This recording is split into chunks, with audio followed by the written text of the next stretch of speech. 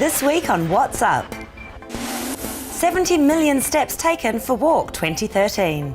200 delegates across the region attend the second Community Health Nursing Conference. Consistent sleep and wake times may help maintain your weight. Moderate exercise can benefit pregnant women. Discover why eating nuts may be good for you. And can an apple a day really keep the doctor away? I'm Rachel Pether. I'll be bringing you these and more, only here on What's Up.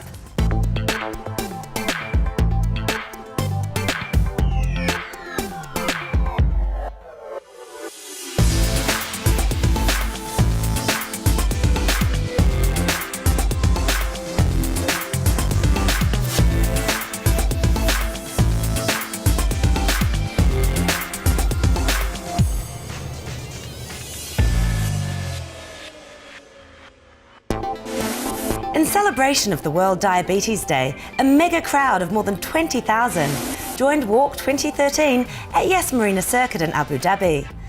More than 70 million steps were taken, far exceeding expectations. Walk 2013, an annual event now in its 7th year, is organised by the Imperial College London Diabetes Centre, or ICLDC. In June, it began the Start Walking campaign to lead to the May November event. Start Walking is a grassroots initiative to encourage the community to start walking more.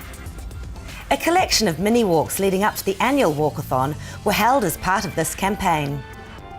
The main event at Yas Marina Circuit created a festive atmosphere within the UAE community. Local Emirati and expat families, professionals and children were present to enjoy the afternoon event in support of diabetes awareness. I think it's a very good event to attend, as long as you're running, as long as you're out there, as long as you're trying something, because the money that this event raised is always going to go to diabetes research, and hopefully we'll find a cure one day.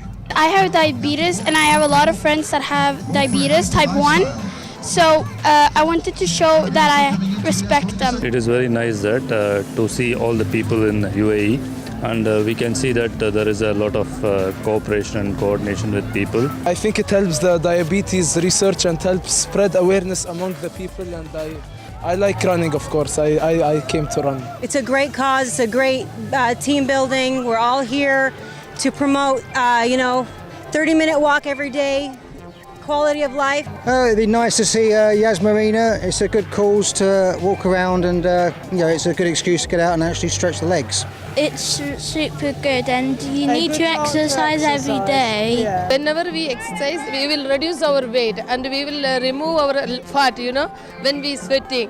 So that is better for all diabetic people. They should walk at least half an hour a day. For me, health is wealth. So walking is healthy for our body. We joined all these people and enjoy this walking. It was very best experience. It's good. We'll come back again next year, inshallah. I'm supporting the walk. Yeah, I really enjoyed it, walking all of this round, and I really enjoy supporting the diabetic people. I got a nice experience here in Abu Dhabi for this kind of walk. It's quite a long walk, and it's amazing. We wanted to make sure we did something healthy as a family every weekend, so this is our first time of doing something healthy, so we did it all as a family together. The 5-kilometre walk had people revved up with energy as they reached the finish line, where volunteers were ready to hand out certificates to those successful in completing the walk. An entertainment stage was put up to welcome the participants, with a live band and other fun activities. A grand prize draw awarding round-trip travel tickets capped off the fun event. Latest figures from the International Diabetes Federation show that diabetes affects 18.9% of the UAE's population, placing the Emirates at number 11 worldwide. Globally, more than 382 million people are living with diabetes. The Federation also released alarming reports that by 2035, it is projected that 10% of the world's population will suffer from the condition. Carol Sansour Dabdou, ICLDC's Marketing, Communications and Campaign Manager, acknowledged that diabetes remains a key challenge worldwide. Carol talked about Walk 2013 and its aim to spread awareness about the condition. Walk 2013 is part of a bigger campaign that is called Diabetes Knowledge Action. And the focus of Diabetes Knowledge Action and the aim of it is to really spotlight the importance of exercise and a balanced diet to prevent and manage diabetes. According to Carol, the walk has grown bigger every year, with more participants taking part. The first year was 2007 and we had 4,000 people joining us. Today we're expecting over 17,000 people, so in that sense there is definitely more participation. But I think more importantly is, as an event, it has also gained momentum and traction and interest from the community. So we see more, whether it is government organizations or private businesses, and the community in general is reacting and taking part at a greater scale this year.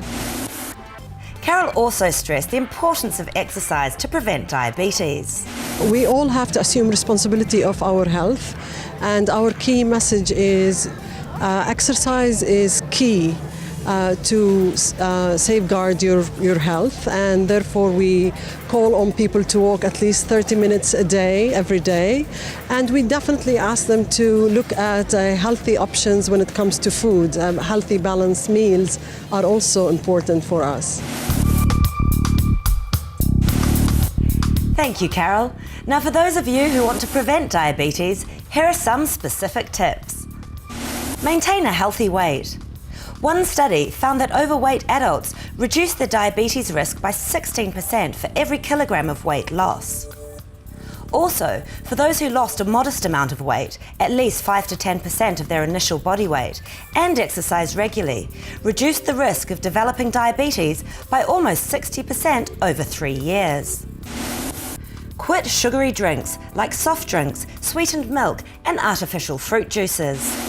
The amount of sugar, especially in soft drinks, means that even one drink a day is enough to increase diabetes risk by 22%.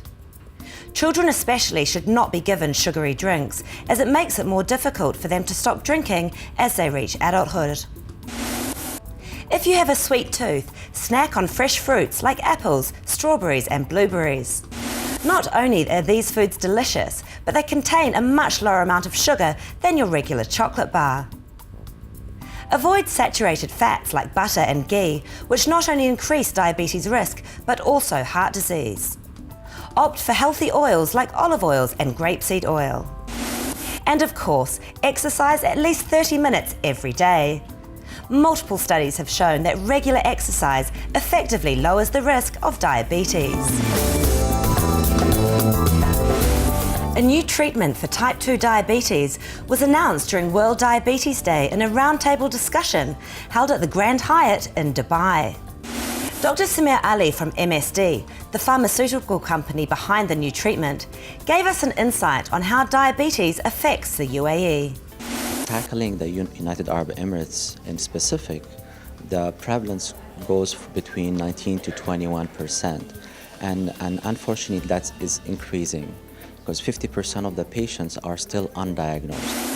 The new treatment combines the efficiency of sitagliptin and metformin with the convenience of a once-daily single dose to help improve glycemic control in patients suffering from type 2 diabetes.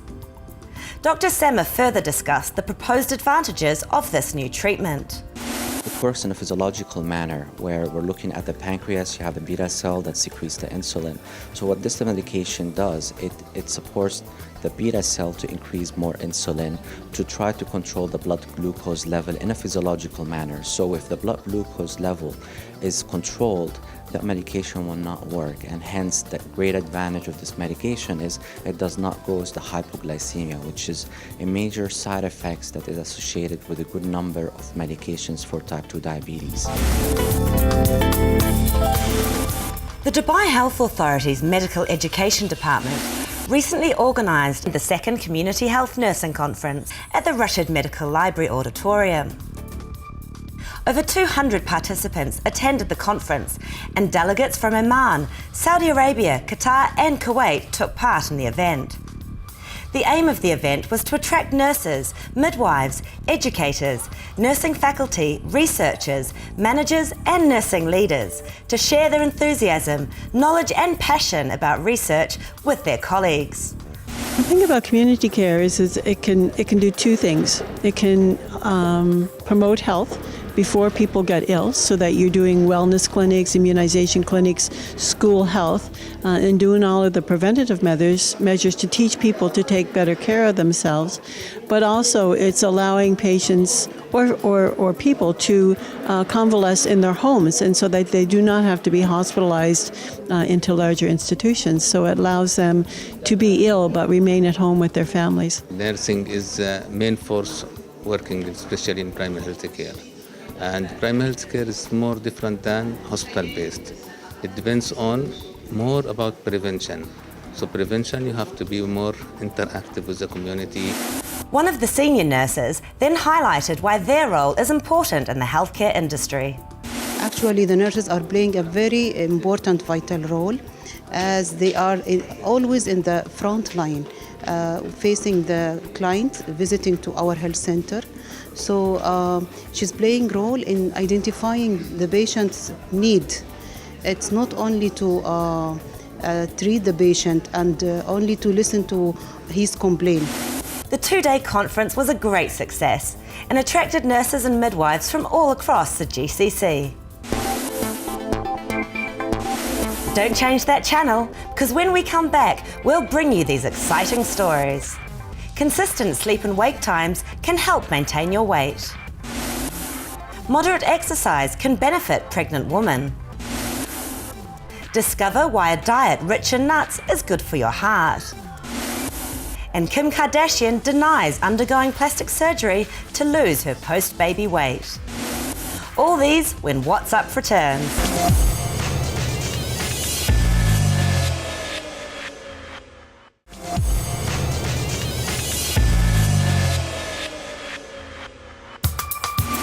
Welcome back. I'm Rachel and you're watching What's Up.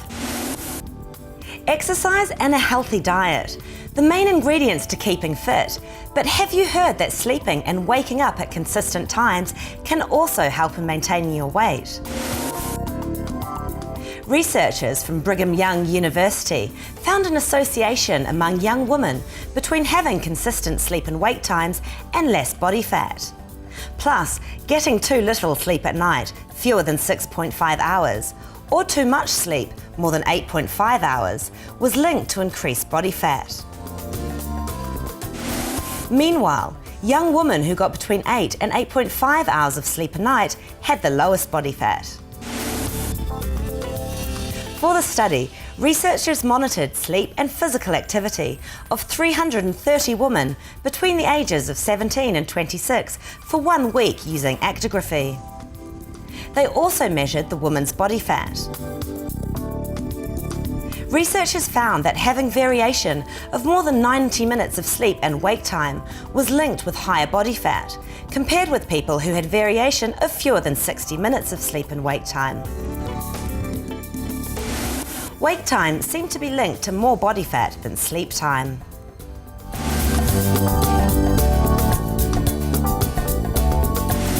For our fitness report, let's look at an exercise that can benefit pregnant women. Here's Alice.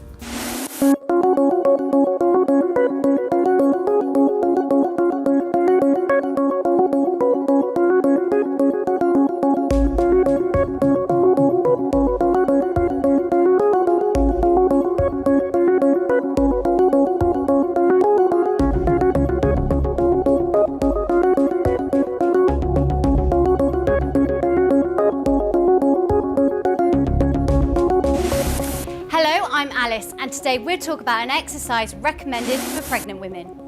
Usually when women get pregnant, the initial assumption is that they have to stop all physical activities. However, research suggests that they should actually engage in moderate intensity exercise that can benefit their pregnancy. One such exercise is prenatal yoga.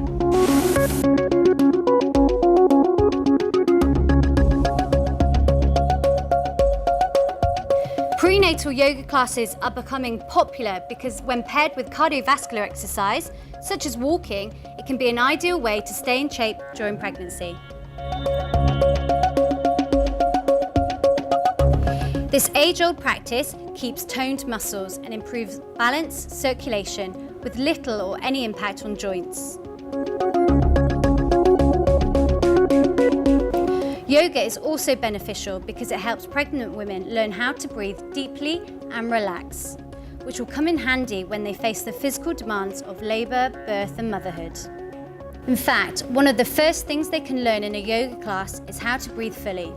The breathing technique, known as Ujjayi, requires it to take in air slowly through the nose, filling the lungs and exhale completely until the stomach compresses.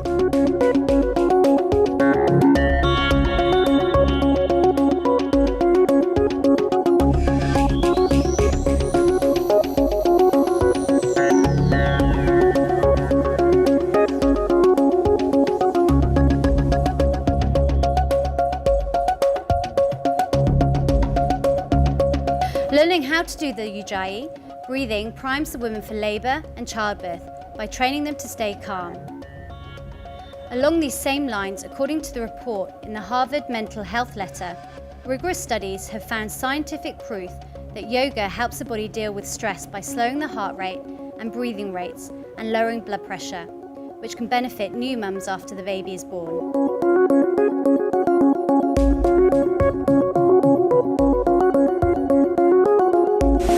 If you're interested in trying out prenatal yoga, make sure you seek out a class or instructor with experience in dealing with pregnant women. Make sure the instructor is aware of your condition limitations, if you have any. If you practice yoga regularly, recognize that your normal routine might need some modifications. And if you're a yoga beginner, pregnancy is not the time to experiment and try out new difficult poses. Stick to poses you know and that you're comfortable with, and avoid those that put strain on your back or stomach.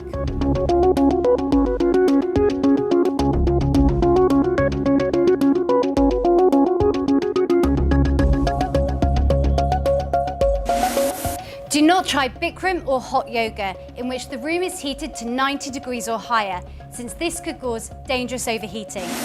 That's what's up. I'm Alice. See you next time.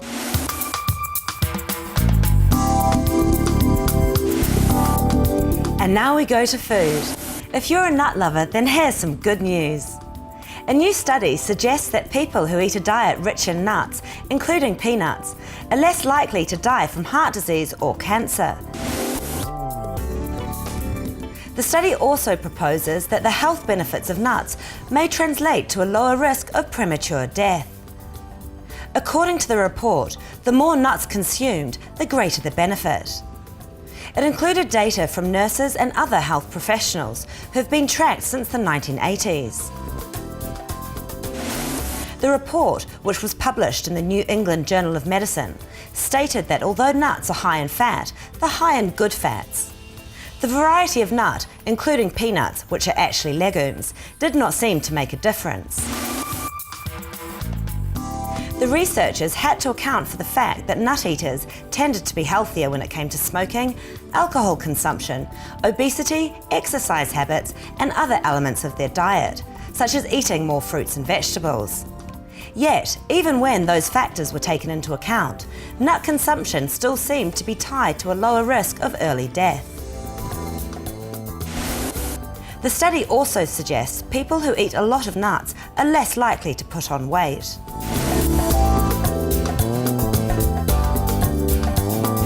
Can an apple a day really keep the doctor away? Here's Gabriella to tell us all about it.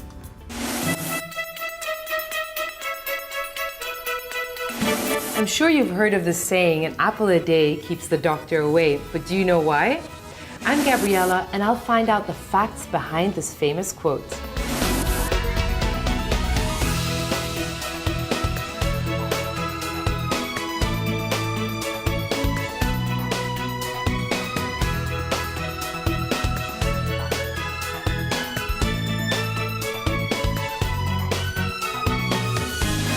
Everybody knows that this fruit is healthy, but sometimes its power gets underestimated due to trendier fruits like goji berries and pomegranate. It's nonetheless a superfood. Apples contain vitamin C, which benefits our immune system. They are rich in flavonoids, known for their antioxidant effects. Flavonoids can also help prevent both coronary heart disease and cardiovascular disease. Apples can also help you lose weight. With only 70 to 100 calories, it keeps you full much longer and it can satisfy your sugar cravings. Of course, apples do have sugar, but it's still better than a candy or chocolate bar. Apples can also target multiple cancers such as colon cancer, prostate cancer, and breast cancer in women. They contain phenols, which reduces bad cholesterol and increases good cholesterol. Apples are also said to protect us from brain disease. They have substances called phytonutrients, and these phytonutrients prevent diseases like Alzheimer's and Parkinson's.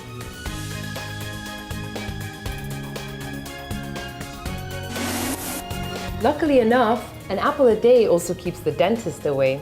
The juice of an apple can kill up to 80% of bacteria, thus preventing tooth decay. So when you take that next bite, you'll know how much this fruit helps. I'm Gabriella, and that's what's up.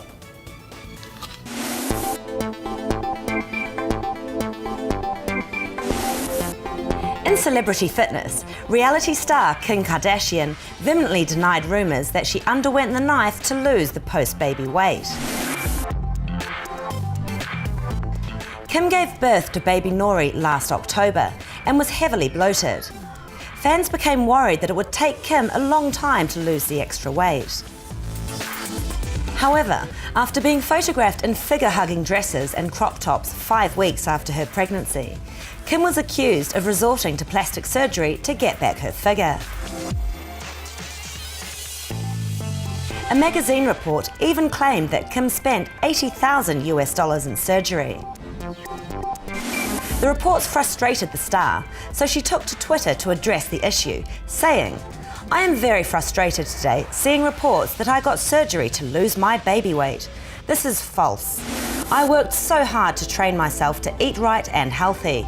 Worked out so hard, and this was such a challenge for me, but I did it. I'm so proud of my accomplishment, and no one will take this away from me with fake reports." Kim admitted that the criticisms about her weight gain really hurt her, which is why she was determined to get back in shape.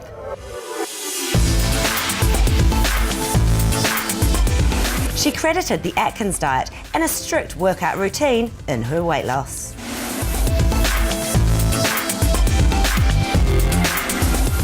Again, here are the headlines. 70 million steps taken for Walk 2013. 200 delegates across the region attend the second Community Health Nursing Conference. Consistent sleep and wake times can help maintain your weight. A diet rich in nuts is good for your heart. And an apple a day really can keep the doctor away. That's it for this episode. I hope you enjoyed your time hanging out with me. For more updates, visit our website or follow us on our social media pages. I'm Rachel. See you next time.